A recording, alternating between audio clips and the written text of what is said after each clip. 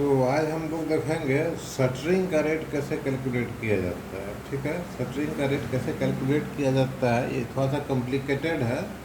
तो देखिए, शटरिंग का रेट हम लोग दो चीज़ के लिए कैलकुलेट करेंगे।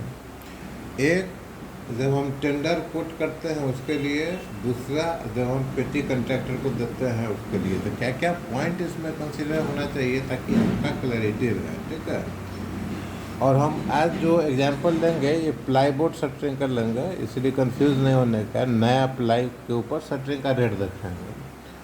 तो आर से रेट कैलकुलेटेड रेट शटरिंग में जो होता है उसमें रेट ऑफ मेकिंग है RM, रेट ऑफ फिक्सिंग होता है RF, रेट ऑफ डिशटरिंग होता है, ये भी आजकल इम्पोर्टेंट हो गया है, RD से हम लोग डिनोट किए। इसके अलावा मिसलेनियस है और प्रॉफिट है, कंट्रैक्टर का जो प्रॉफिट होता है। ठीक है, ये सभी आइटम रखता है उसमें। रेट ऑफ मेकिंग में क्या क्या रहता है, मटेरियल कॉस्ट है, लेबर कॉस्ट है।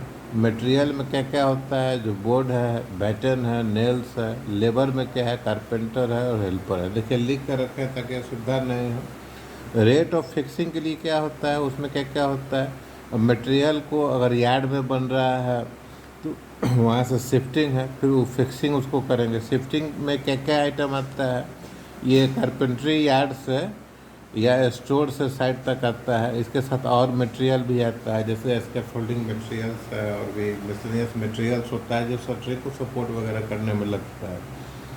इवन सेफ्टी नेट भी इसमें आएगा। ठीक है, और फिक्सिंग में क्या क्या लगेगा, फिक्सिंग में जो हमारा कारपेंटर है, कारपेंटर हेल्पर लगेगा।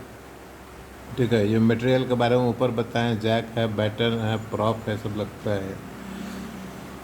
रेट ऑफ डिशटरिंग को भी उसमें जोड़ना है। कभी कभी कारपेंटर जो है सो काम करके चला जाता है, कंक्रीटिंग के बाद डिशटरिंग नहीं करता है, इसीलिए उसका भी उसमें आइटम रखेंगे। वो आइटम को बाइफरकेट करेंगे कि एक आदमी निकाल लेगा, दूसरा आदमी अगर स्टैक करता है या स्टोर में शिफ्ट करता है तो कितना पैसा लगेगा। ठीक है, अब इस चीज़ के बेसिस पर अगर हम कॉस्ट निकालते हैं, इस चीज़ के बेसिस पर अगर हम कॉस्ट निकालते हैं तो ये जो है सो हमारा हो जाता है जो हम लोग टेंडर भरेंगे उसका कॉस्ट। टेंडर में जो कंपनी है, टेंडर में जो क्लाइंट कंपनी है, क्लाइंट कंपनी जो है सो क्वांटिटी दिया रहता है कि इतना स्क्वायर मीटर है। ठीक है, और हमको अपना रेट कोट करना रहता है।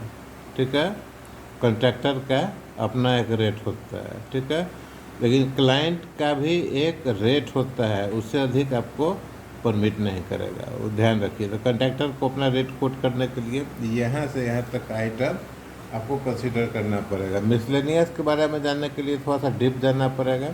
प्रॉफिट आजकल 20% से कम कोई लेता नहीं है, ये सब चीज़ें। ठीक है, थंब रूल क्या कहता है इसी चीज़ के लिए, थंब रूल कहता है कि जितना का मटेरियल है, ठीक है, जितना का मटेरियल है, मान लीजिए मटेरियल का कॉस्ट X रुपीज़ है, तो उसमें लेबर का रेट 40% आ जाएगा प्लस प्रॉफिट।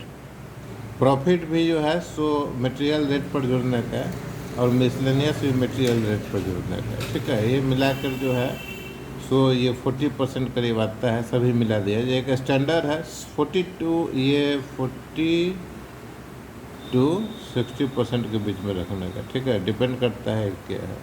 तो ये एक थंब रूल है। ठीक है, अब क्या है कि अब आपको रेट कोट करने के पहले जैसे आप देखेंगे, इससे जो कैलकुलेट करेंगे आप फ्रेश रेट है ना, इतना बहुत सारा प्लानिंग है, इतना नहीं बताया जा सकता है क्योंकि वीडियो लॉन्ग हो जाएगा।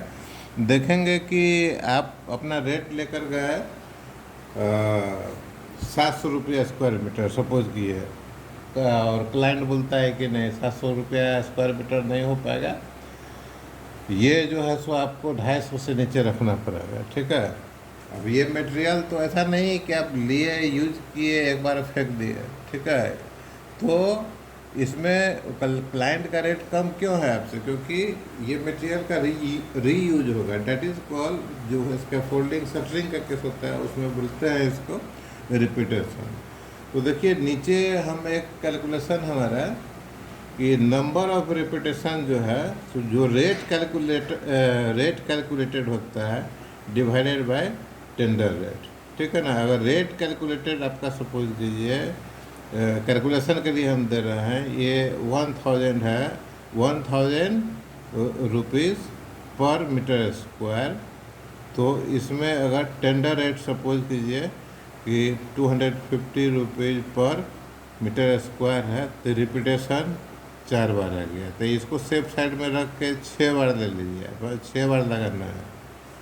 क्योंकि जब इसको खोलेंगे, डिसटर करेंगे, 4 बार यूज करेंगे, तो इसमें आपको मेकिंग भी करना पड़ेगा, टूट फूट होगा, कुछ इधर उधर से नेल वगैरह लगाना पड़ेगा, इसलिए इसको 6 लेके चलिए।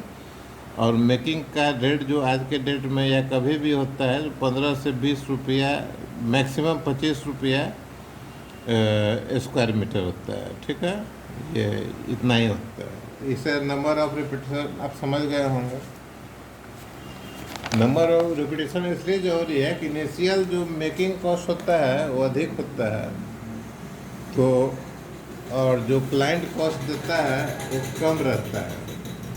तो आपको देखना पड़ेगा कि कितना बार उस मटेरियल को यूज़ करें। इसके लिए मटेरियल सही सलामत रहे, मेकिंग कम लगे, इसके लिए ज़रूरी है कि सोल्डरिंग ऑयल आप यूज़ करें। रेट और भी चीज़ पर डिपेंड करता है, जैसे स्ट्रक्चर का शेप कैसा है। अगर सर्कुलर होगा तो उसका रेट, अगर स्ट्रेट शेप का स्ट्रक्चर है उससे अधिक होगा। ज़मीन के एनजीएल नेचुरल ग्राउंड लेवल, या जहाँ जिस लेवल में आप काम कर रहे हैं उससे कितना नीचे शटरिंग करना है, कितना ऊपर शटरिंग करना है। जनरली शटरिंग ऊपर के स्टेज में होता है, तो इसमें एनर्जी कंज्यूम होता है, लेबर, मैन पावर और मशीन्स भी लगता है। यहाँ जो देख रहे हैं मशीन्स भी लगता है वो एनजीएल के लिए, तो इसमें रेट अधिक होता है। तो हम लोग जो है सो इसमें क्या किया जाता है कि जो एनजीएल के लेवल पर रेट रहता है, इसमें परसेंटेज में इसको ऐड कर देता है कि भाई एनजीएल से 3 मीटर के ऊपर इतना परसेंट, 6 मीटर के ऊपर इतना परसेंट, या हर 3 मीटर पर इतना परसेंट वो टेंडर में दिया है उसका, ठीक है। और डिपेंड करता है दूसरा कि आपका किस टाइप का मटेरियल, आप टाइप ऑफ मटेरियल परचेज, कैसा मटेरियल परचेज कर रहे हैं। अगर अच्छा क्वालिटी का मटेरियल परचेज कर रहे हैं तो वह अधिक दिन चलेगा, तो उसमें जो है सो उसमें कुछ और रेट होगा। अगर कम में ये ख़राब मटेरियल दे रहे हैं, तो जैसे अच्छा मटेरियल से 5 रिपीटेशन दे सकते हैं, ख़राब मटेरियल अगर होगा तो 3 रिपीटेशन में ही ख़राब हो जाएगा। उस पर भी रेट डिपेंड करता है, ठीक है। अब एक इम्पोर्टेंट चीज़ है, ये जीरो कॉस्ट है, ठीक है। जीरो कॉस्ट क्या होता है, RZ, ठीक है। जो हमारा कैलकुलेटेड कॉस्ट है उसमें से मिसलेनियस और प्रॉफिट निकाल दिए हैं, ठीक है ना, तो ये हो जाएगा जीरो कॉस्ट। अब जीरो कॉस्ट का जो है सो कंसेप्ट क्या है, अगर कैलकुलेटेड कॉस्ट जो है सो आपका जीरो कॉस्ट से कम है तो आप निगेटिव में चले जाएंगे, मतलब आपका पेमेंट नहीं निकलेगा और इस पर आप काम नहीं कर सकते।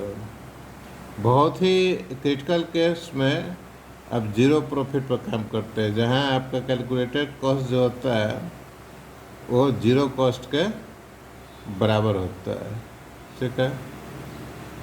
और अगर आपको प्रॉफिट में काम करना है, पॉजिटिव में, तो आपका कैलकुलेटेड कॉस्ट जो है वो जीरो कॉस्ट से अधिक होना चाहिए, ठीक है।